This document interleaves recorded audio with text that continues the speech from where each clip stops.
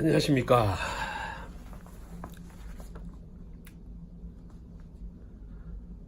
오늘은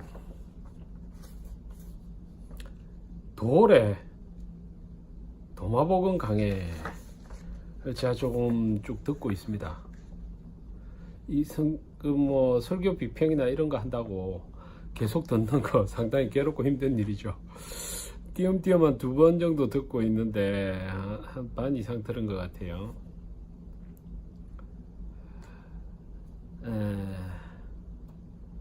하나님의 복음의 권위가 얼마나 떨어졌으면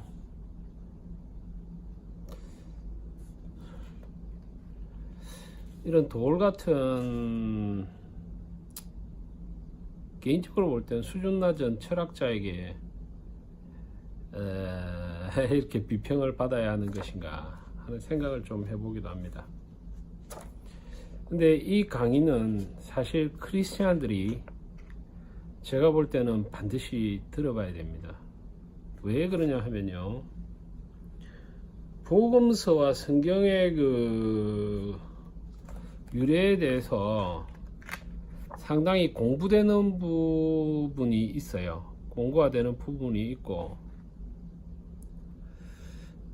몇 부분은 이 정도까지 느꼈다면 상당한데 하는 부분도 있는데, 곧 딱 지나가면 그 느낌이라는 게 좀 깡통이 돼버리는 듯한 그런 부분도 있습니다. 근데 저는 기독교인들한테는 꼭 권하고 싶은 강의라고 생각합니다. 적어도 기독교인이고 그렇다면요, 지적으로 이 정도의 어떤 지식은, 생각은 하고 살아야 되는 것입니다. 그 강의 하나하나를 들어보면서 그 잘못된 이야기들을 하나하나 깔라니까 너무 지치고 힘들어요. 그러니까 이거를 좀 둥글둥글 좀 묶는 게 나을 것 같습니다. 그래서 오늘 이 시간에는 도마복음의 권위를 부여하고 있는, 왜 돌이 도마복음에 자기 스스로가 밝히를 권위를 부여하고 있는가, 왜 도마복음에서 자기는 빛을 발견했는가 하는 그런 이야기들에 대해서 조금 짚고 넘어가고자 합니다. 이 돌의 강의에서요, 제일 감동적이라기보다 기독교인들은 꼭 가져야 되는 머시기가 있다 하면, 현대 기독교인들이 가장 잃어버리고 있는 것은요, 예수 그리스도의 인성에 관한 자각입니다. 현재 기독교인들은 대부분 승귀하신 예수 그리스도, 신으로 현해한 예수 그리스도만 알고 있어요. 그렇기 때문에 신으로 예수를 자꾸 인식하게 되면요, 그 예수의 위대성은 점점 바닥으로 떨어지게 됩니다. 왜 그러냐, 예수가 완전 고난을 당하셨잖아요. 십자가에서. 신이면요 좀 쉬워요.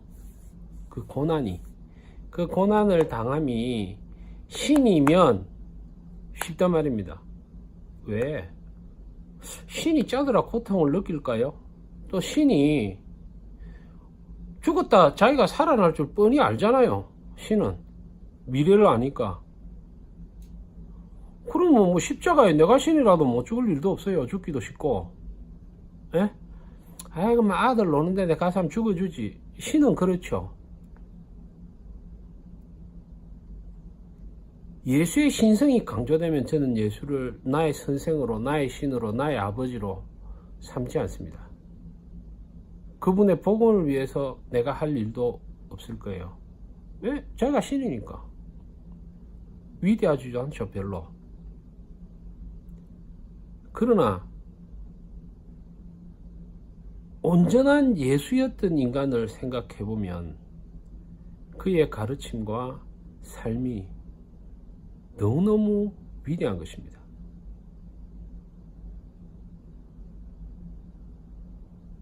많은 종교 지도자들이 있어요. 석가모니, 공자 뭐 종교 지도자를 선생이라고 해야죠. 뭐 이 저 뭐고 도울 선생께서 뭐 위대한 노자, 그분들과 예수가 다른 거는요,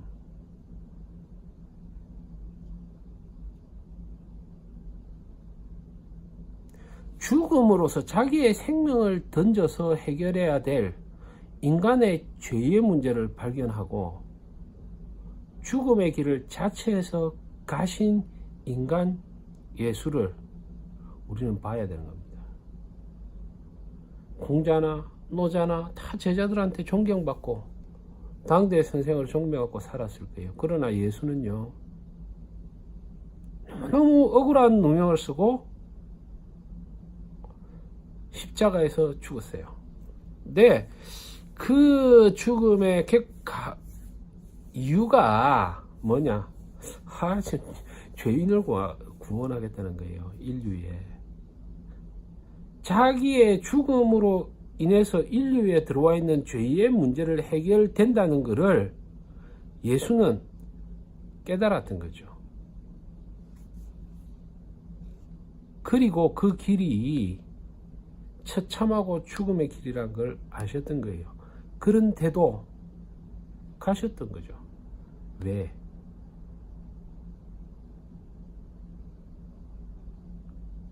왜 가셨느냐? 그 근간에는요, 그냥 죽고 끝나버리면 무대 본 거죠, 예수가. 근데 예수는 다시 일으키실 하나님을 보았던 거예요.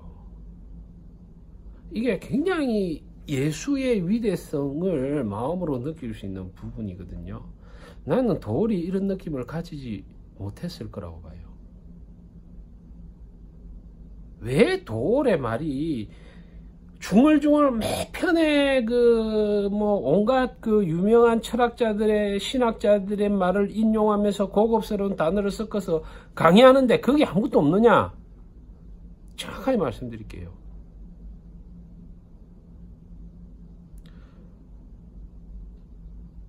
죄성에 대한 인식을 가지지 못하고 있기 때문에요. 예?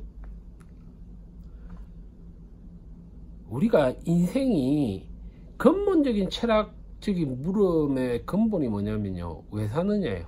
니 왜 사는데? 그럼 답은요, 종교가 없으면 일단은 답은 죽으려고 산답니다. 끝이 죽음이거든요. 인생은 모르겠어요. 어떤 사람들은 죽음을 해피엔딩이다 라고 감히 말할 수 있겠지만, 딱 죽기 직전에 가가 니 죽을래 지금이라 좀 더 살래 하면요, 만약에 건강한 상태라면 산다 합니다. 죽는다는 놈 별로 없을 거예요. 그 죽음의 문제의 근원이 죄에 있다는 것을 도울은 자각하지 못하고 있어요. 근데 그 자각은 사실은 은혜입니다. 은혜. 그러니까 은혜를 받지 않으면 그걸 자각할 수 없는 거예요. 하나님의 은혜를 입어야만 자기가 속에 있는 죄성을 발견하게 되거든요.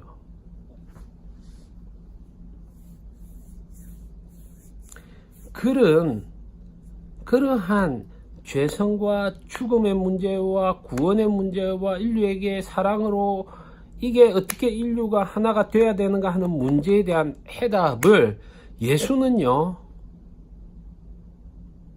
구약의 예언서에서 알게 되신 거예요. 사람들은 좀 착각을 해요. 하나님이 하나님 말씀을 전할 때 예수 귀에다 대고 예수 니 내 아들이고 지금부터 잘 들어라, 요렇다 혹은 바울에게 바울 니 서신서 받아 적어, 고린도서 1장 1절 어쩌고 이렇게 쫑알거리신다고 생각하는데 그렇지 않습니다.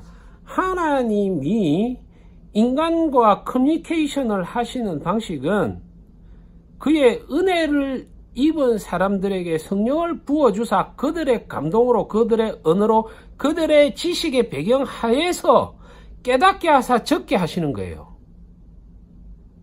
그 쫑알거리가 알려주지 않아요. 하나님 그럴 것 같으면 1년에 한 번씩 와, 지구 위에다가 막 크게 두루마리를 한 방씩 펴는 거예요. 쫙 펴가지고. 안 그러면 구름 일로 와.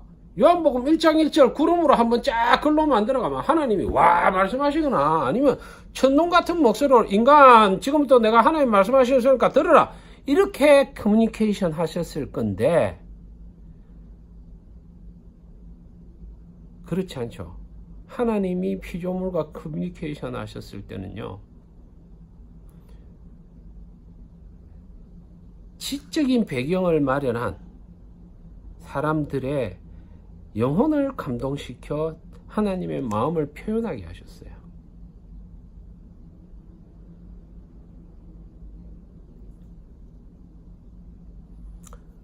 그래서 예수는 성경에 보면 태어나셔서 자라면서 아마 이 돌은 그걸 갖다 자꾸 설하고 꾸미내고 극적인 드라마를 만들기 위해서 넣었다. 그거는 이제 소위 말하는 그 성경 역사 비평이니 정경 비평이니 하는 데서 많이 신학자들이 하는 얘기들이죠. 과학적이 아는 거는 무조건 안 받아들이고 어떤 의도가 있다고 자꾸 얘기를 하거든요. 그 신학자들. 그래야 밥 먹고 살 일이 생기기 때문에. 그래서 예수는 태어나서 자라시면서 아마 마리아에게서부터 동정녀 탄생에 대한 걸 듣지 않았느냐, 그렇게 생각되는 거예요.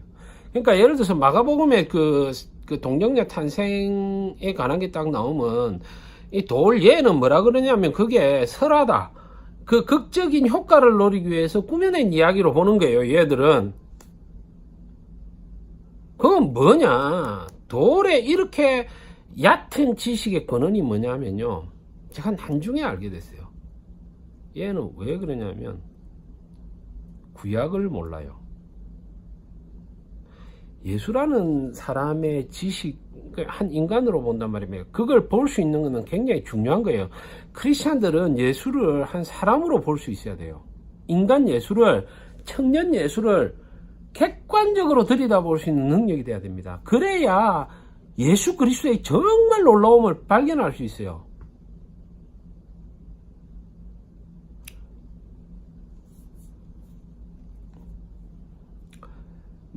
성모 마리아가 카톨릭에서는 성모라 하죠.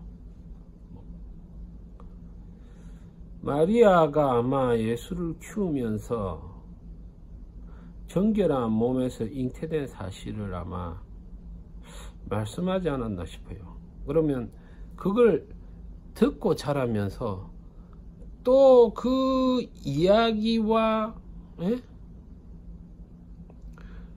예수가 자라면서 엄마한테 들은 얘기, 이런 복음에 대한 이야기, 그리고 성경을 공부하면서 생긴 지혜가 날로 커진다는 증언이 아마 성경에 좀 있어요. 그죠? 그래, 회당에서 당대 신학자들과 토론도 하고 그러죠. 어릴 때부터. 그러면 예수께서 그 구약의 깊이 있는 예언의 역사를 완전히 통달하신 거죠. 완전히. 그 결과 인류를 구원하시고 생명을 주시기 위해서 죽음의 길로 가시기로 결심하신 것 같아요. 정말 놀라운 선생이죠. 우리가 세상에는요, 많은 좋은 선생들이 있지만, 혹은 장군들도 있고요, 나라를 위해서 애쓰신 이순신 같은 분도 우리가 동상을 세워놓고 기립니다. 나라와 정부를 위해서 희생한 그 위대함을 기리죠. 여러분, 예수는요,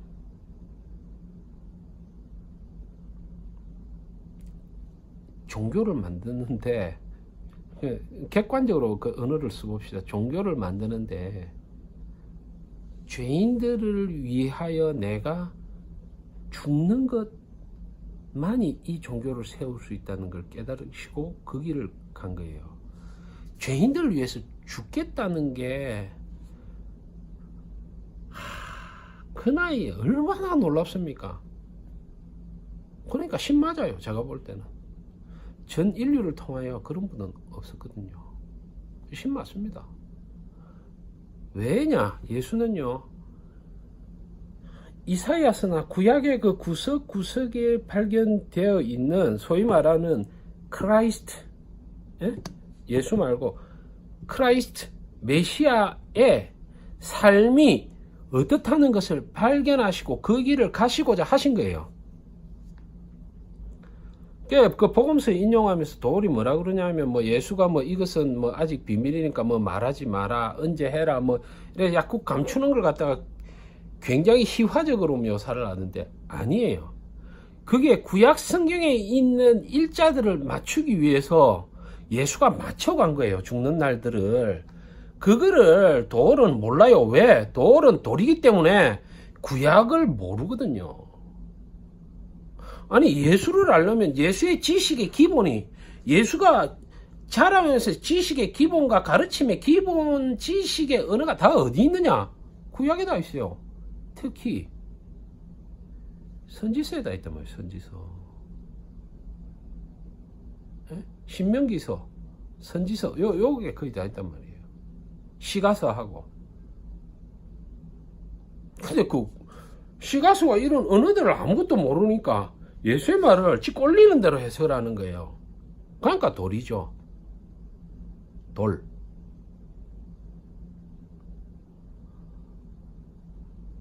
저는 이 그 도울의 강의가 일반 기독교인들은 왜 들어보려 하냐면, 객관적으로 예수를 들여다볼 수 있는 시각을 한번 가져봐야 되고, 기독교인들은. 두 번째, 도울이 왜 돌이 됐느냐? 구약의 망통이기 때문에 돌이 되는 거예요. 예수의 말이 무슨 말인지도 모르고, 바울 말이 무슨 말인지도 모르고, 요한 말이 무슨 말인지 아무 말도 모르는 상태가 되어 있는 겁니다.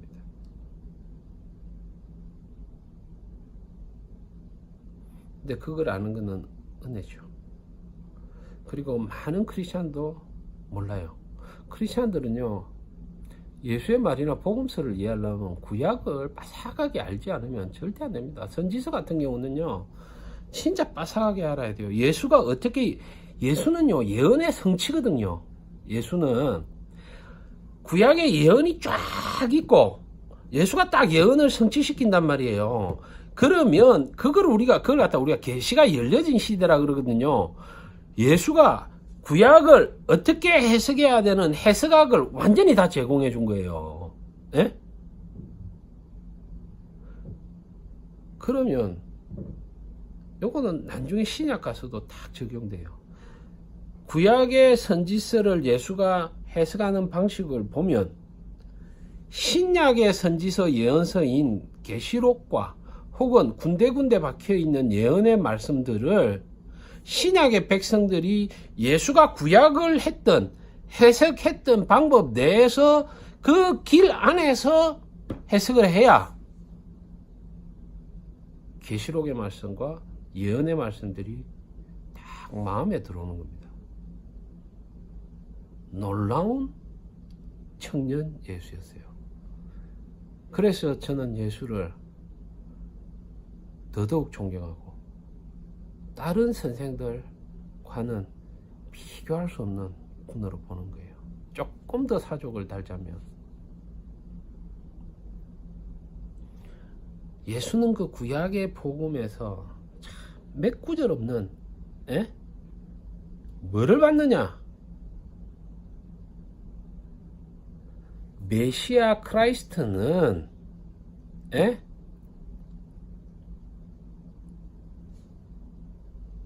부활해야 된다는 것을 보신 거예요. 누군가는 죄의 근원인, 인류의 누군가는 죄의 근원인 사망에서 이겨야 된다는 것을 보신 거예요. 인류에 아무도 사망한 자가 없잖아요.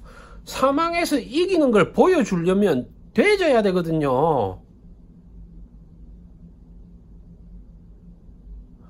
죽고 살아나야 사망에서 이기는 걸 보여주는 거예요. 그것이 뭐냐면 죄의 근원을 부시는 역사를 보여주는 거거든요. 그걸 깨달으시고 죽을 길로 가셨던 거예요. 그리고 살아나신다는 걸 알았죠. 그걸 제자한테 가르쳤는데 제자들은 못 알아들었죠. 예. 도마고 뭐고 간에 다 못 알아들었어요. 언제 하느냐? 오순절 성령 강림 사건 이후에 깨닫게 된다고 성경은 증거하고 있습니다. 그런 의미에서요, 예수는 그리스도입니다. 도울은 그걸 자꾸 부인하려고 하거든요. 왜 그런 줄 아세요? 도울은 의도적으로 동양사상과 서양사상에서 동양사상의 우월함을 자꾸 증명하고자 하는 그런 편향된, 예? 지적으로 편향된 게 있어요. 딱 비워놓고 진리를 받아들이는 게 아니라 그런 의도가 쭉 깔려 있기 때문에 자꾸 그런 걸 하려고 내세우는 겁니다. 자, 이번 다음 편에서는 예수의 역사적인 기술에 대한 도울의 입장과 그것이 왜 잘못되었는가 하는 것에 대해서 조금 더 논해 보도록 하겠습니다.